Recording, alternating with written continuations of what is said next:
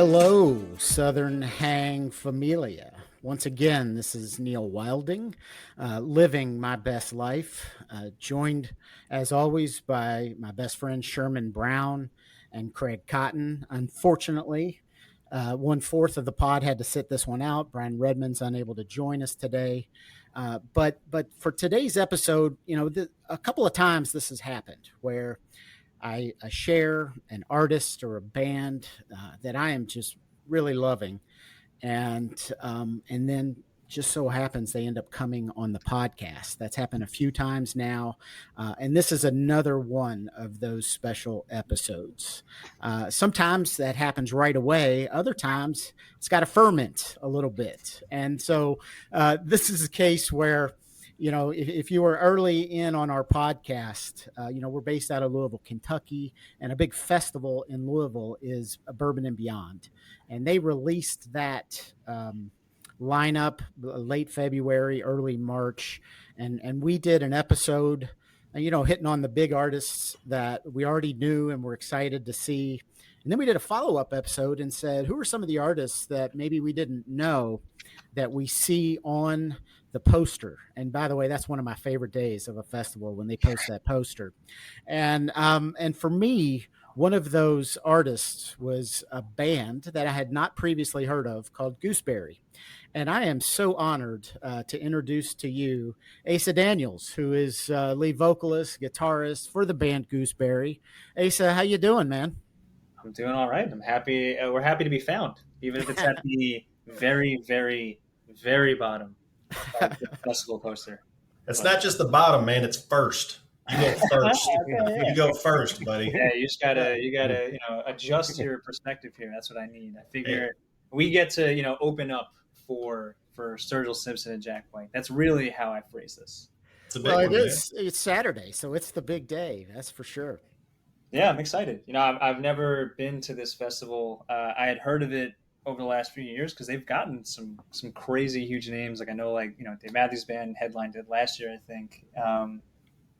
And when our management told us we were going to do this, I was like, yeah, it sounds cool. Like I didn't have a good grasp of how large this thing was. And then our manager Sebastian sent me like an email with everybody and the poster.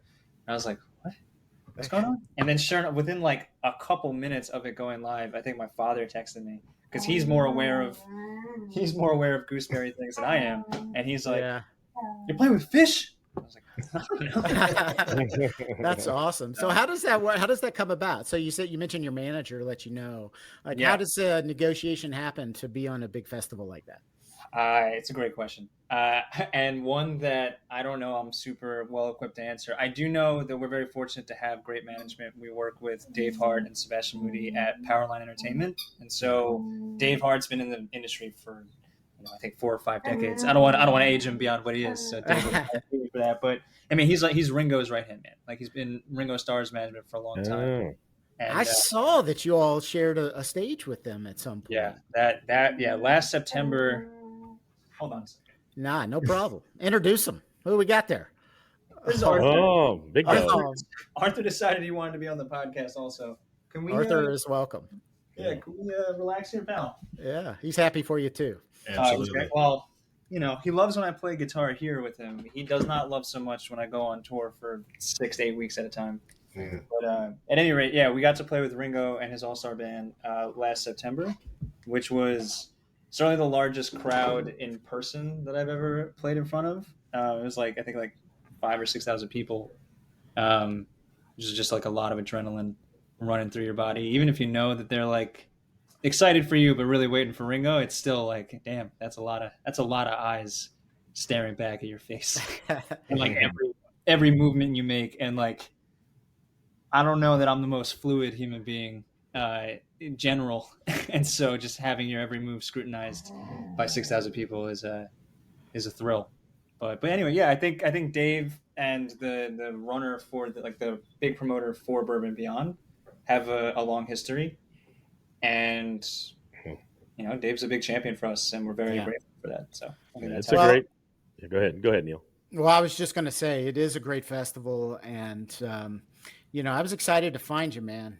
Once I started diving into your music, and it's funny. I looked at I looked you guys up back then, and like just within one album, I think Apple Music says you're like grunge, it says you're folk, it says you're punk, indie rock, all the above. And then I listen to the album, and it's like, man, like within like 4 tracks, you're hitting all of Yeah. those genres. Yeah, I think another way to describe that is confused. I think Apple Music and the algorithms are like, are you sure you know what you're doing? You seem to be lost. You've taken a wrong turn multiple times and not found your way back. Well, you hit my street. That's Absolutely. Hey, we'll take it. We'll take it. Yeah, I don't consider myself in one genre, or listening to one genre. So I love it, man. I'm digging the contrast and the, as you said, confusion. But I feel like it is a focused confusion, if that makes sense. But you're capturing it. I like it. Yeah, I appreciate that. It's an interesting process of figuring out what will work and what will not work when the basis or the foundation is so many different genres. So you have a wider net, but then you sometimes have to work a bit harder to figure out what is the through line for like a body of work. So figuring out what will go on a record if you have 15, 20 songs and they are in such disparate directions, figuring out like, okay, which of these actually belong together for what we're trying to say at this moment or to present to a new audience. And I think we spent some time getting there with our EPs. And so, last September is when we released our debut album, which is called All My Friends Are Cattle. And that I think was like the most comprehensive story that we had to tell for ourselves in terms of like introducing ourselves to the world and even to ourselves to a certain extent. Yeah, that's awesome. So you mentioned before we hit live that you're based out of Brooklyn. Mm-hmm. So how does that, how'd you guys come about? Like, and those two other guys in the band, Evan and Will, yep. You guys childhood friends? How'd you guys get together and start making music? Yeah, we met through the Brooklyn comedy scene, which is a bit strange. And none of us are comedians. But Will and I were friends with this guy, Dekunle Samade. He had a big comedy showcase that he would do called Crybaby Comedy that they actually have recently revived, and we got to play a tiny little intimate show with them for our friends in Brooklyn. But basically, Dekunle had a couple of like comedy songs, or even just like real songs, like a mixed bag, and he wanted a backing band. So he sort of like created an Avengers of all of the people that he knew and that were his friends in the area. And I was one of them. Our bass player Will was one of them. Our buddy Sam, who used to play keys and sing in Gooseberry, was one of them. And so we were his backing band first, and then we decided like, hey, we like jamming. Why don't we see what else can happen here? And yeah, kind of. So when's this? What time frame is this? So I think we all got together for the first time in 2018. And so, it kind of, and I had a band before this called Baked Goods, where I was touring a lot at the end of high school and in college, like up and down the Eastern Seaboard. And so in 2017 through 2020, that was still my main focus. And then I was kind of just doing this other thing with these guys because it was fun. It was a good time. And getting used to the scene and everything. And when I started to realize like, oh, maybe there's something here, and we got a bit more serious, that's probably around like 2019, 2020. We released our first single April of 2020. I don't know if we could have timed, couldn't have timed the market better for live music. But so we released a few singles, and we were kind of out of commission from actually performing for anybody.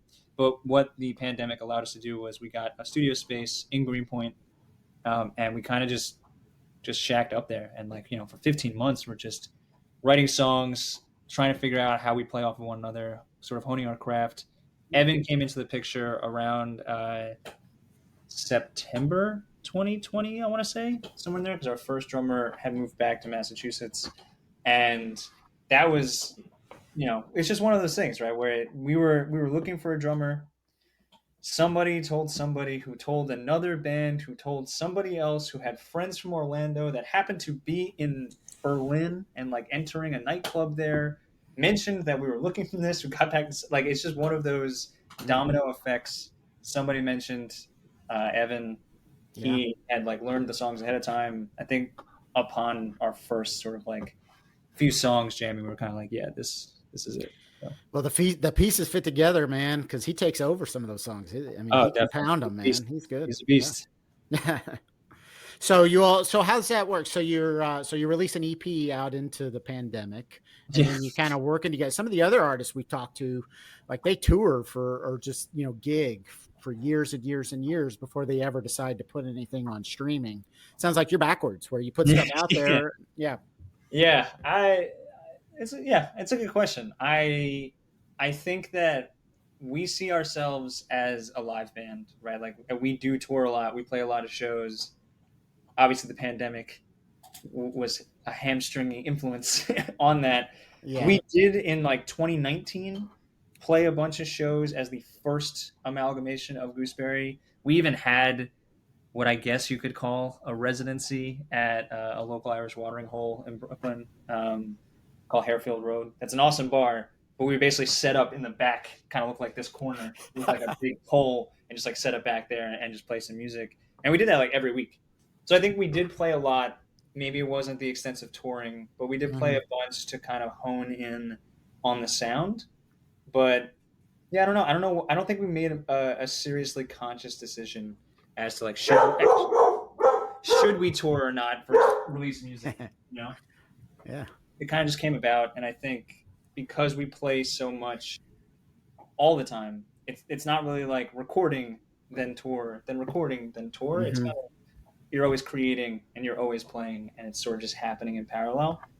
And I think that's been successful for us to a certain extent, but I can definitely see why people would do it. Yeah, the music's great, and so you had the debut, and then you had "Validate Me," which was another like an EP, right? Yep. Hold on one second, Neil. So Asa, while you're playing in the Irish bar, are you playing all originals? Or are you doing cover songs? Like, how are you? Yeah. Especially every week if you're playing, back to back to back. Yeah. As a shameless plug here, one of my favorite things. I grew up playing jazz. My father's a big Deadhead. I grew up like in the world of it's the Fish. Now I'm picking up on why he knew you were playing. Now he knew why you were opening for Fish. Yeah, all of that. I mean, we kind of go across the gamut also, but he's definitely a big Dead guy. Like set lists were such an important part, or still are such an important part of that world, and like keeping each show unique and different. But it's easier for us to do that now. Several years in where we have more music. Sometimes I go back. I built out this whole thing on our website, which has all of our set lists, and so like fans can go to the website and go look back to like those early years. Like I can pull it up here and see, what we were playing back then, and it's a lot of covers. It's a lot of covers to fill that time. I mean, it's necessary because you're playing to an audience that's really not necessarily always there just to see you. But we probably started out like 50-50 originals to covers simply because we didn't have originals. Nowadays, when we go on tour, we still play plenty of like breweries or event style shows where you're covering like 2 to 3, sometimes more, 3.5 hours worth of time. And we probably do about like 85-15 original to cover, but it's still like we'll play 4 to 5 covers across a 30 song set or something like that. Mm-hmm. Well, if you're covering the Dead, one song will cover 20. Yeah, that's true. We have not yet covered the Dead, I think, for fear of retribution or something. But we usually will take songs like from different styles, whether it's a Beatles song that will turn into like a blues rock song, or will turn Take Me to the River into like some mix of something, so stuff like that, to try and figure out how we can make it our own. I think one of the coolest things that happened on this past tour was a bunch of people came up to us at a show and were just like, yeah, man, a buddy of mine showed us, you guys have this crazy cover of Weird Fishes, which is the song that we love by Radiohead. Yeah. And that's like, we try and pick these songs that obviously we have to love and we have to feel a connection to. But we're also only a trio. So like you need to find a way to reimagine a lot of these songs that they work as a trio, where you're filling enough sound. People don't feel like they're hearing the actual song in their head and what you're playing and going, well, that's way less than that. And so I think, especially with Weird Fishes, probably more than any other song that we've covered, we've found a way to like elevate it to that. And so to have people coming to shows and being like, yeah, man, that was crazy. Like that, how you guys were able to do that and have it be something that draws them into finding the rest of the music is pretty rewarding. That's awesome, because I know they awesome. even have songs they can't even play live. I heard Let Down, they don't play. Is that right? Because of the time signature. It's tough to execute. Yeah. I mean, yeah, they're so great.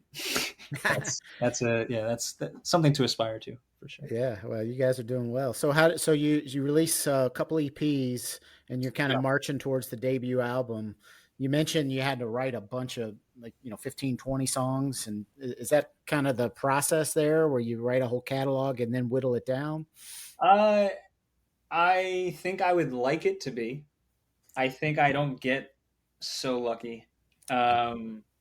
It's funny. I have a lot of friends. You do this long enough, you meet a lot of people. One of my closest and oldest friends is an amazing songwriter.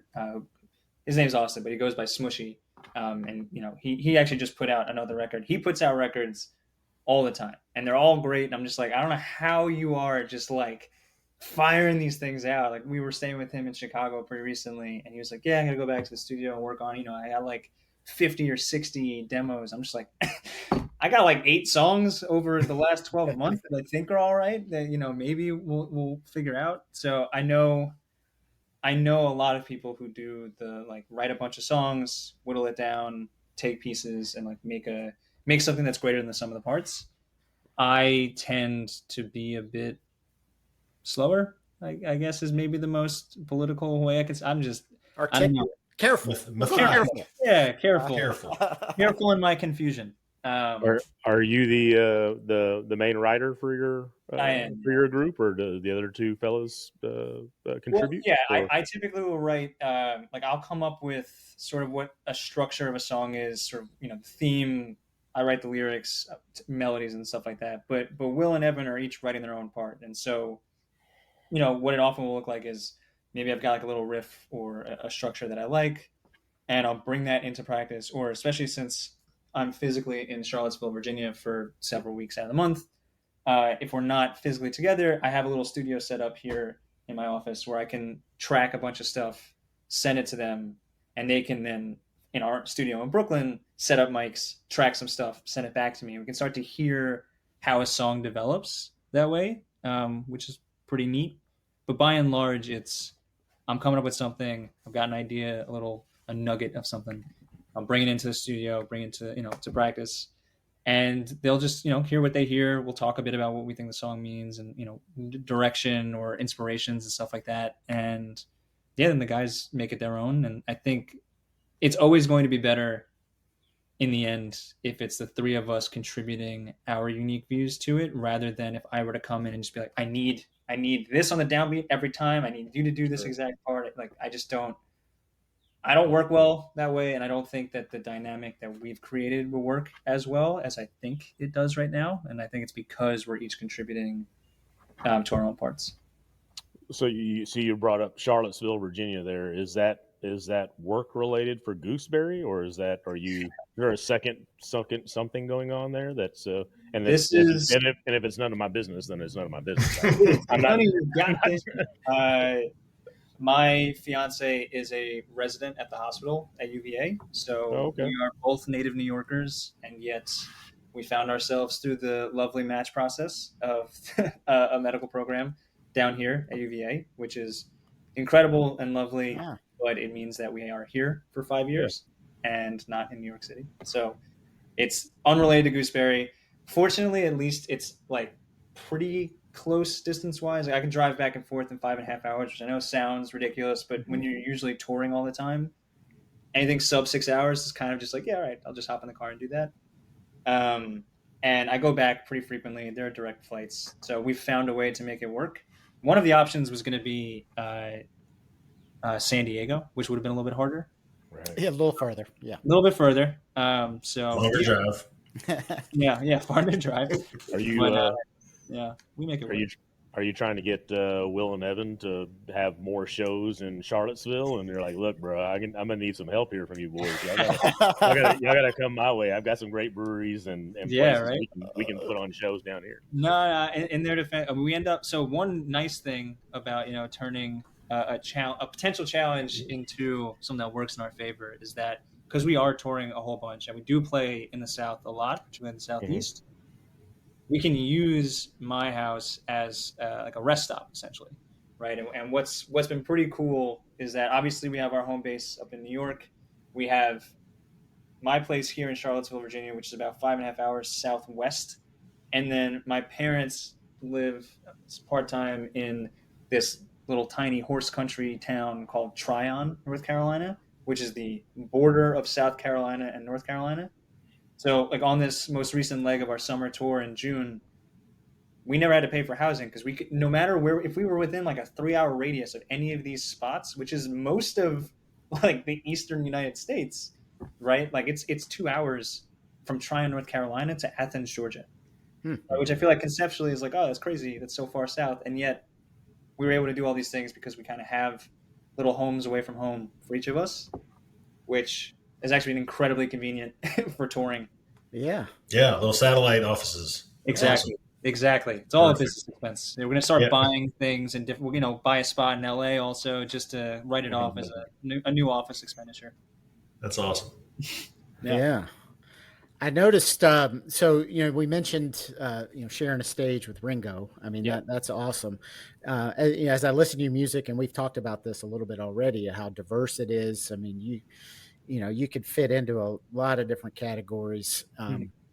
I guess that opens up the door to play with a lot of different other acts. I think I saw you were playing with Tanner Ursay. Did you do a tour with him too? We didn't do a tour with him, but we opened up for Tanner in New York City a couple years ago at this point.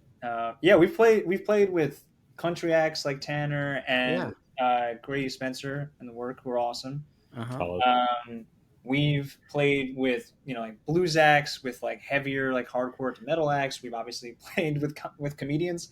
We've played in all different situations, and I think because the music itself is a little all over the place, and like I don't want to be like too coy, but like obviously there is a through line, which is it's a guitar trio. There's still like an element of like alternative rock that permeates, I think, most of what we're doing. Like I'm not saying one song is grunge, the next song is like EDM.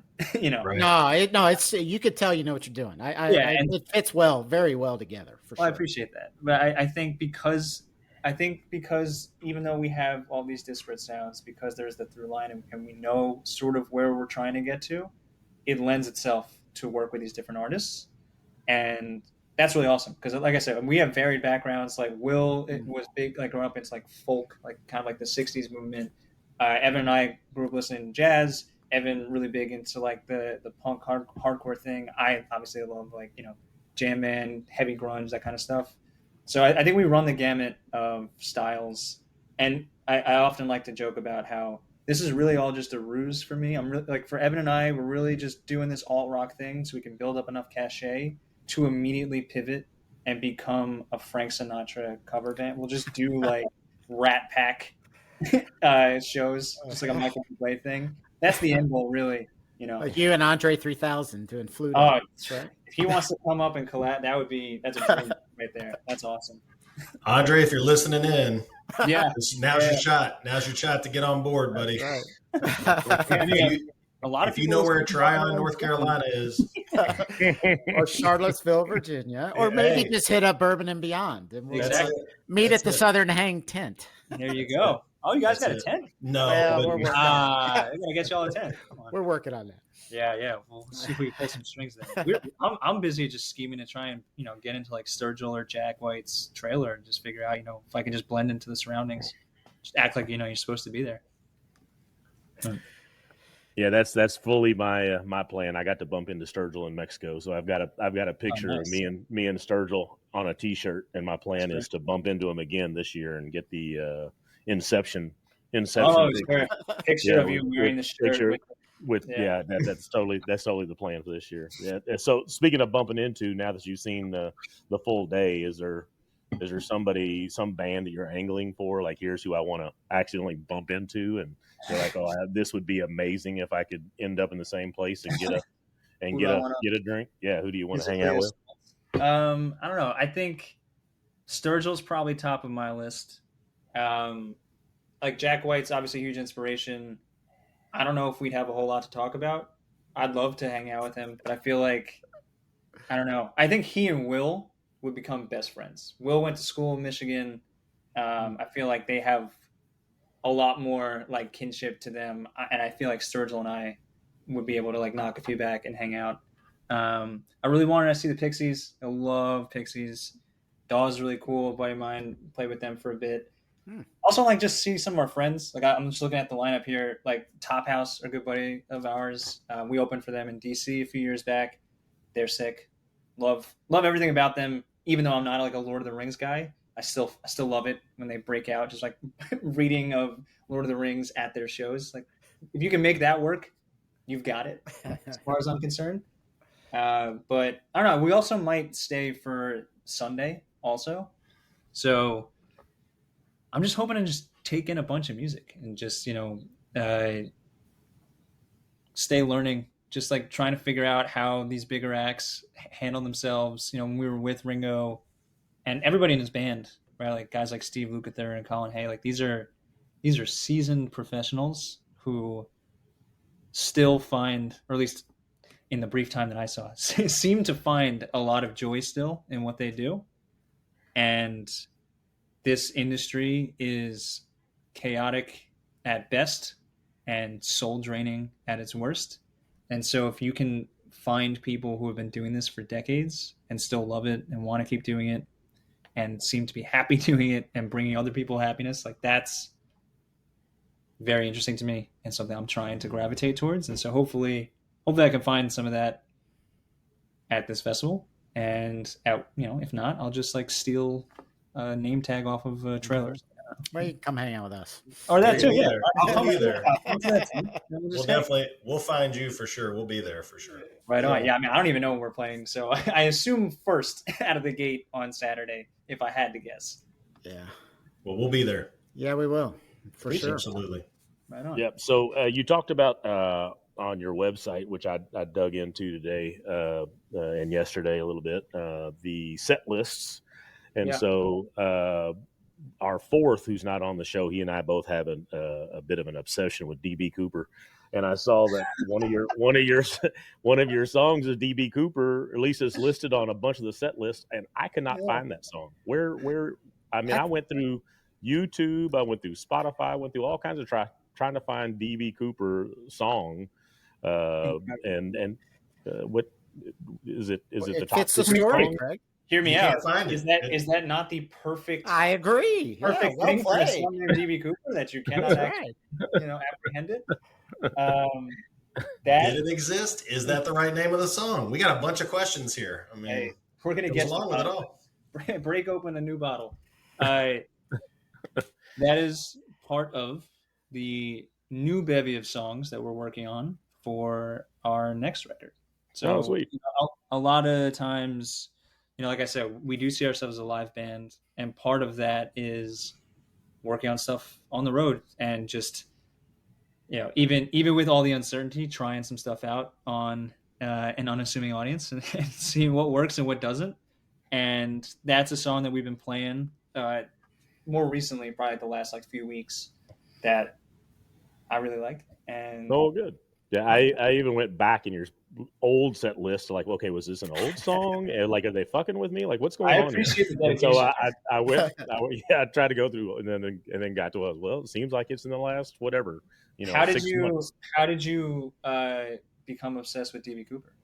Oh, just the history and the story, and then me and Redmond, the guy that's the missing fourth, like to shoot texts and have you new show on? Have you seen the new documentary or whatever? And so we were both just Were you a fan of the show Mad Men? I watched it, but I wouldn't say that I know enough to know that DB was tied in with that. No. Yeah, I Craig had it is on. he's quite the amateur at consuming TV, but I see. yeah, Well, but I'm all in on Mad Men. That was an yeah, awesome show. one of my favorite shows. I became acquainted with the legend that is DB Cooper from the subreddits of that show during the last two seasons when it was airing, and people were trying to like figure out where the show's going to go, how it's going to end. I'm not gonna won't spoil anything, but DB Cooper was a prevailing theory, and I was like, well, who the hell is that? I don't know what that is. Yeah, Sent me down a rabbit hole, yeah. and it kind of just stuck with me ever since. Oh, that's great. Yeah. And then you are coming to Kentucky, and I watched the Red Couch interview today a little bit, and y'all were getting questioned random questions, and so one of the questions was, "What is your drink at a bar?" And you said you were a whiskey guy. That is So true. you are coming to the home of Kentucky, and or the home of bourbon. So Oh yeah, so very excited about that. I've been to Kentucky before. I like oh, Kentucky. good. Kentucky's. Okay. I went to school in North Carolina. I got a lot of family in North Carolina. Kentucky, very close. Like I don't think people realize how close these things are. Yep. So I'm excited to be back in Kentucky. It's our first time as a band in Louisville, so that'll be cool. Hopefully, we have some time to check out some of these distilleries, or Yeah. I got a nice bottle of Buffalo Trace somewhere behind me, and maybe we'll acquire another one. We'll see. Bump into Danny Wimmer while you're there. You'll be in the back. He usually has a barrel pick, and then he's pulling drinks off a barrel while he's. I got to imagine if you are running this festival, like Julian Van Winkle's got to be there with you, right? Like you got to make him like a maitre d' of the arts or something. No, there's a couple of good bourbon folks there that'll be able to educate you a little bit and get around. That's and awesome. I'm here to learn, especially to pull you. Actually, what I've learned. I'm here. Yeah. I'm saying educate you. They'll try to pull you over to one. That's what it is. The whole goal is to get you to one. They're like, this is your new favorite. Yeah, I read a pretty great book on the Pappy family. I'm trying to remember what it was called. Oh, Pappyland. And it kind of talks about, obviously, like the focus is on the Van Winkles, but it really starts with the history of how bourbon came to be such a fascination, and particularly, a badge of honor and a main attraction in Louisville, really Kentucky, Louisville in particular.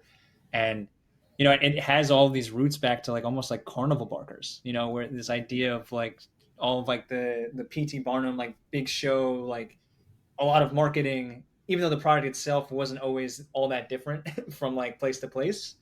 And he kind of dives into how the Van Winkles were able to separate themselves to a certain extent. But I didn't know any of that stuff. I was reading through it. I was like, damn, I just like how warm I feel when I drink it. But this is great. This is cool too. Yeah. I'm excited. It's gonna be fun. Heck yeah. So you got you said you've been kind of cooking up some new stuff on the road. Do you have a timing when you want to put the new album out, or are we just going to wait and see how that comes together? Yeah. It's interesting. Just with anything, right? There's different schools of thought on how to approach the streaming age. Yeah. I probably to our detriment, but frankly, I don't give a shit. I grew up loving albums. I love the idea of being able to sit with a body of work.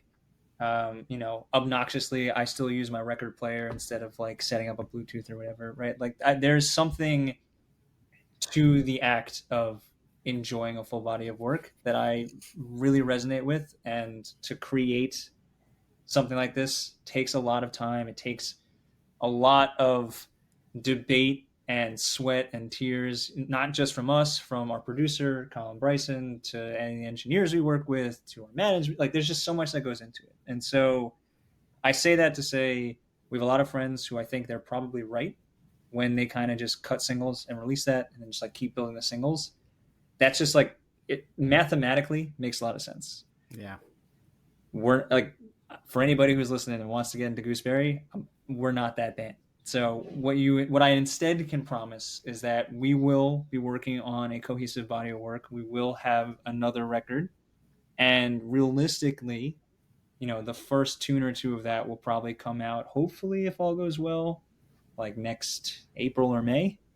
But we will finish the entire record before anything comes out, because to actually put in all of the time and money and effort and all that to make this thing, which it adds up so quickly, to not give it the best chance that it has to find an audience, to find people who will actually care and love it the way that we do in making it, just kills me.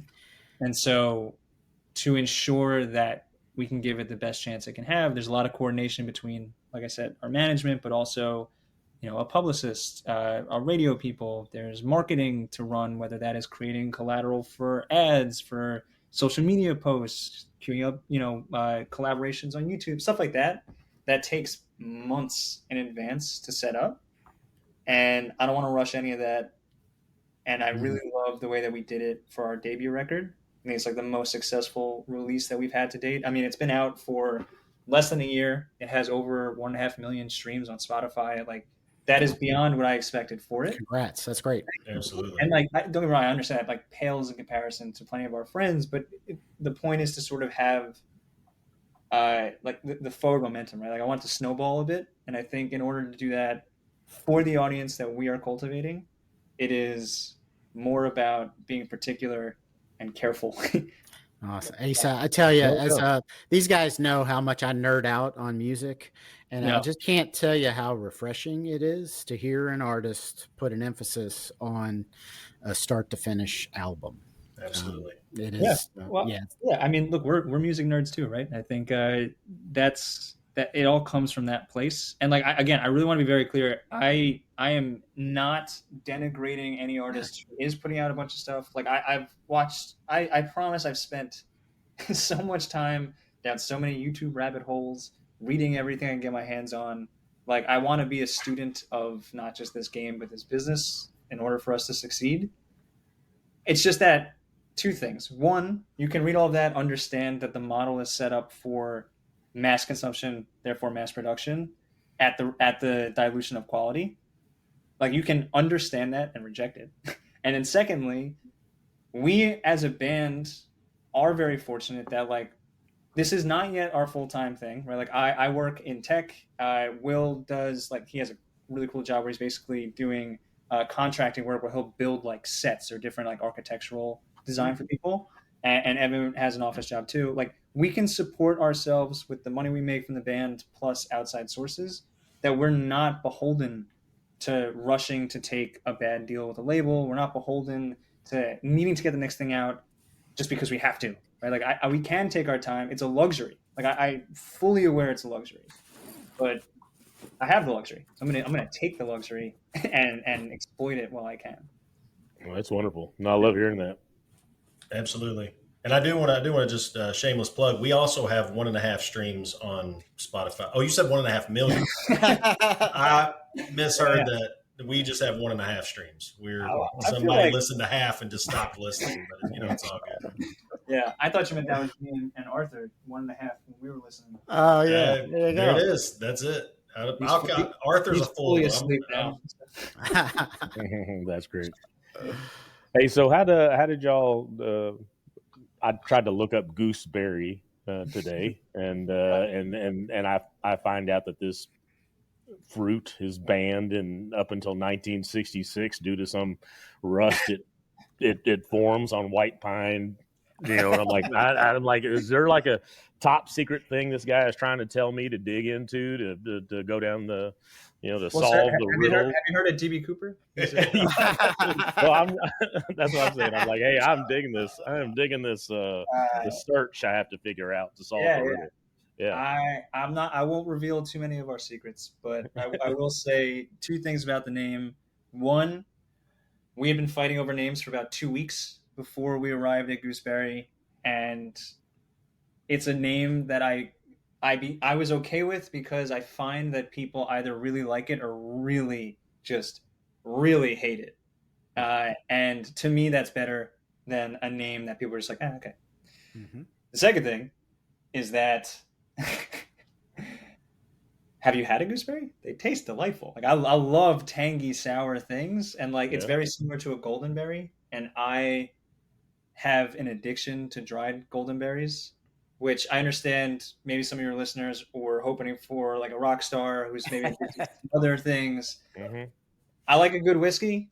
I love dried golden berries, and I used to keep like jars of them that I would devour. And it's a superfood, which means it's great for you, but like anything, in moderation. And I was just eating them to such a quantity that I was just like destroying my stomach. So that has nothing to do with gooseberry itself, but I leave that to your listeners. Hopefully, they will go out and try a dried goldenberry and to experience happiness on such an elevated plane. That's Awesome. awesome. Or if you are a band out there and you've been fighting with the rest of your band over a name, the name Dried Goldenberry might not be taken. Hey, So you I might have it. actually, Evan and I keep a list of band names. You know, should we ever need it for any other endeavor, or like one of my favorite things is that I'm a huge Soundgarden fan. Soundgarden, I did like a reunion concert before they actually came back in 2012, and they did like an anagram of their name, where instead of Soundgarden, it was New Dragons. So if we ever needed something like that, if we needed like a pseudonym, I've just got Yeah. like a list at all times. You know, maybe I'll have to add dried golden berries to it.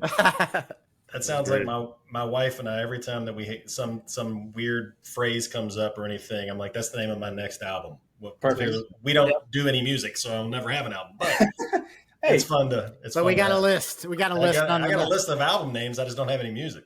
hey, Yeah. you could lend that out to people. I know there are plenty of bands out there looking for inspiration. So Yeah. Awesome. That's great, man. Well, anything you want to plug before we go? I know, the album is called "All My Friends Are Cattle" from 2024. yeah, I don't know. I think we're about to. Well, I guess I don't know when this episode's officially going to drop. So I'll rephrase the plug. Sure. We are currently in the midst of our summer tour. Our summer tour, creatively named Summer Tour 2025, and the next round of dates are going to be from the end of August all the way through September. Obviously, we've been talking about September 13th in Louisville, but we're playing all over the place. We're going out as far as Denver and Texas, which we're playing a bunch of cities in Texas for the first time, and those tickets can always be found on gooseberryband.com, as well as our Substack, which is where the people who really want to nerd out about what's happening in Gooseberry Land and talk about DB Cooper, that's definitely the place to go. So yeah, I guess hopefully we'll see some of you guys on tour. Absolutely. Redmond's gonna be so mad that he missed this episode just for the DB Cooper references. I mean, that's half our texts just go back and forth on DB Cooper. I love that. So, Yeah, forget about the music.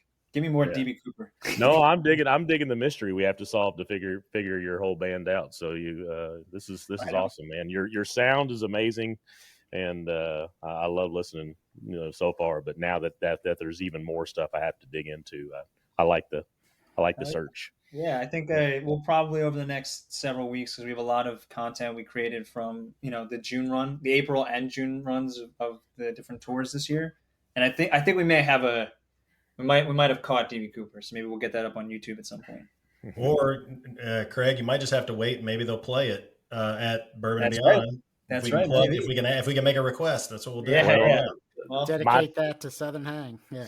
My job equates with where you travel to from Athens, Georgia, all the way up to New York. So I was already looking at where can I find you on the road. So you may just see me. You just maybe see me pop up in the crowd somewhere. I love it. Can't wait. Oh yeah. Absolutely. That's awesome. Yeah, well, and certainly, we found you through Bourbon and Beyond. So that festival, Sherm, you've got the dates on that festival. It's September, what? It's 11th through the 14th, but you listeners, you need to be there on the 13th. Clearly, That's I mean right. that is Bright that and is early. the date. Yeah, bright and early, and then stay late for Ringo is actually playing that night too, Absolutely. Okay. along with Sturgill, and we talked about the Pixies and everybody else, but yeah, come through all 4 days, but make sure you're bright and early on the 13th on Saturday. Please do. Gooseberry, yeah. Well, Asa, I tell you what, it's been an absolute honor to have you on. We started this just as a way for us to kind of hang out and keep in touch. And the fact that it's led to us talking to some kick-ass bands like yourself has been an absolute honor. So appreciate you coming on. And Southern Hang Community. Make sure you check them out. Gooseberry, everywhere you stream your music, and check them out live at Bourbon and Beyond. Right on. Thank you guys for having me. It was awesome. Thank you, Asa. Yeah, appreciate Thanks, it. Asa.